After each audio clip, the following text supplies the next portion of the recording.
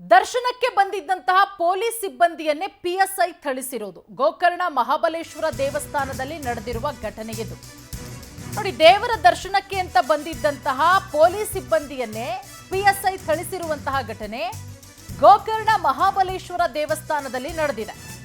ಉತ್ತರ ಕನ್ನಡ ಜಿಲ್ಲೆಯ ಕುಮಟಾ ತಾಲೂಕಿನ ಗೋಕರ್ಣ ಪಿಎಸ್ಐ ಖಾದರ್ ಅವರು ಪೊಲೀಸ್ ಸಿಬ್ಬಂದಿ ಮೇಲೇನೆ ಹಲ್ಲೆ ಮಾಡಿದ್ದಾರೆ.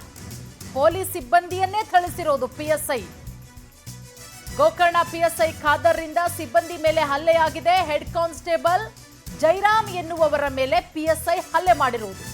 ಶಿವರಾತ್ರಿ ಹಿನ್ನೆಲೆಯಲ್ಲಿ ದರ್ಶನಕ್ಕೆ ಬಂದಿದ್ರು ಜೈರಾಮ್ ಅವರು. ನೋಡಿ, ಕಪಾಳಕ್ಕೆ ಹೊಡಿತಾ ಇದ್ದಾರೆ. ಭಟ್ಕಳ ಪೊಲೀಸ್ ಠಾಣೆಯ ಹೆಡ್ ಕಾನ್ಸ್ಟೇಬಲ್ ಜೈರಾಮ್ ಅವರು ಅವರ ಮೇಲೆ ಪಿಎಸ್ಐ ಹಲ್ಲೆ ಮಾಡ್ತಾ ಇರೋದು ದೃಶ್ಯಾವಳಿಗಳಲ್ಲಿ ಗಮನಿಸ್ತಾ ಇದ್ದೀವಿ.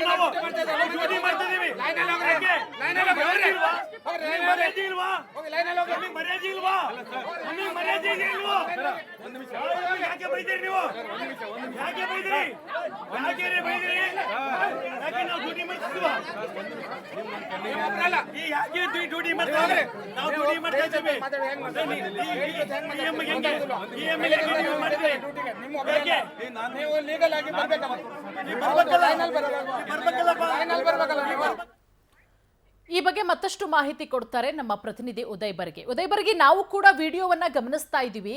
ಎರಡೂ ಕಡೆಯಿಂದನೂ ವಾದ ಪ್ರತಿವಾದಗಳಾಗ್ತಾ ಇದೆ. ಏನಾಯ್ತಲ್ಲಿ? ಯಾಕೆ ಪಿಎಸ್ಐ ಹೆಡ್ ಕಾನ್ಸ್ಟೇಬಲ್ ಮೇಲೆ ಹಲ್ಲೆ ಮಾಡಿದ್ರು? ಪೂರ್ಣಿಮಾ, ಏನಂತಂದ್ರೆ ನಿನ್ನೆ ಶಿವರಾತ್ರಿ ಸಾಕಷ್ಟು ಜನ ಭಕ್ತರು ಗೋಕರ್ಣದ ಮಹಾಬಲೇಶ್ವರ ದೇವಸ್ಥಾನಕ್ಕೆ ಬಂದಿದ್ರು. ಅದೇ ರೀತಿಯಾಗಿ ಭಟ್ಕಳ ಪೊಲೀಸ್ ಠಾಣೆಯ ಕಾನ್ಸ್ಟೇಬಲ್ ಕೂಡ ಆ ಒಂದು ದರ್ಶನಕ್ಕಾಗಿ ಅವರು ತಮ್ಮ ಕುಟುಂಬ ಸಮೇತರವಾಗಿ ಬಂದಿರುವಂತದ್ದು. ಈ ಸಂದರ್ಭದಲ್ಲಿ ಅವರು ಕೂಡ ಸರದಿ ಸಾಲಿನಲ್ಲಿ ಎಲ್ಲರಂತೆ ನಿಂತಿದ್ರು. ಆ ವೇಳೆ ಅಲ್ಲಿರ್ತಕ್ಕಂಥ ಕರ್ತವ್ಯದಲ್ಲಿ ಇರ್ತಕ್ಕಂಥ ಮಹಿಳಾ ಸಿಬ್ಬಂದಿಯವರವರೆಗೆ ಮತ್ತು ತಮ್ಮ ಕುಟುಂಬದ ಜೊತೆಯಲ್ಲಿ ಬಂದಿರತಕ್ಕಂಥ ಕಾನ್ಸ್ಟೇಬಲ್ ನಡುವೆ ಒಂದಿಷ್ಟು ಮಾತುಕತೆ ನಡೆಯುತ್ತೆ. ಆ ಮಾತುಕತೆ ನಡೆದಂತ ಸಂದರ್ಭದಲ್ಲಿ ಮಹಿಳಾ ಕಾನ್ಸ್ಟೇಬಲ್ ಅಲ್ಲಿನ ಪಿಎಸ್ಐ ಆಗಿರ್ತಕ್ಕಂಥ ಖಾದರ್ ಬಾಷಾ ಅವರಿಗೆ ತಮ್ಮ ಘಟನೆಯನ್ನ ಬಗ್ಗೆ ಫೋನ್ ಮಾಡಿ ತಿಳಿಸ್ತಾರೆ. ತಕ್ಷಣ ಅಲ್ಲಿಗೆ ಬಂದಂತ ಖಾದರ್ ಬಾಷಾ ಅವರು ಘಟನೆಯ ಬಗ್ಗೆ ಸಂಪೂರ್ಣವಾಗಿ ಮಾಹಿತಿಯನ್ನ ಪಡೆದುಕೊಳ್ಳದೆ ಏಕಾಏಕಿಯಾಗಿ ತಮ್ಮ ಇಲಾಖೆಯ ಓರ್ವ ಕಾನ್ಸ್ಟೇಬಲ್ ಮೇಲೆ ಅವಾಚ್ಯ ಶಬ್ದಗಳಿಂದ ಬೈದು ಅವರ ಕೆನ್ನೆಗೆ ಹೊಡೆದಿರುವಂತದ್ದು. ಈಗಾಗಲೇ ಸಾಕಷ್ಟು ಆ ವಿಡಿಯೋ ಕೂಡ ವೈರಲ್ ಆಗಿದೆ. ಈ ವಿಚಾರವಾಗಿ ಈಗಾಗಲೇ ಪೊಲೀಸ್ ಇಲಾಖೆಯ ನಡುವೆ ಹೊಂದಾಣಿಕೆ ಇಲ್ಲ ಅನ್ನುವಂಥದ್ದು ಕೂಡ ಕಂಡು ಬರ್ತಾ ಇದೆ.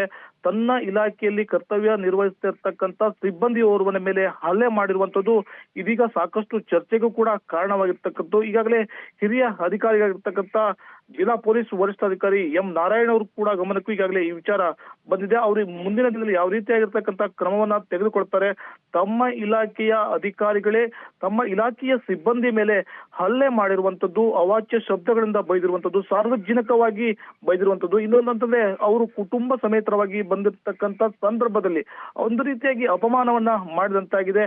ಆ ಸಂದರ್ಭದಲ್ಲಿ ಆ ಹಲ್ಲೆಗೆ ಒಳಗಾಗಿದ್ದರೆ ಆ ಕಾನ್ಸ್ಟೇಬಲ್ ಅವರ ಕುಟುಂಬದ ಕೂಡ ಬಂದಿತ್ತು. ಅವರು ಕಣ್ಣೀರನ್ನ ಹಾಕಿರುವಂತಹ ಘಟನೆ ಕೂಡ ತಿರುಗಿರುವಂತದ್ದು. ಪೂರ್ಣಿಮಾ, ಉದಯ್ ಬರ್ಗಿ.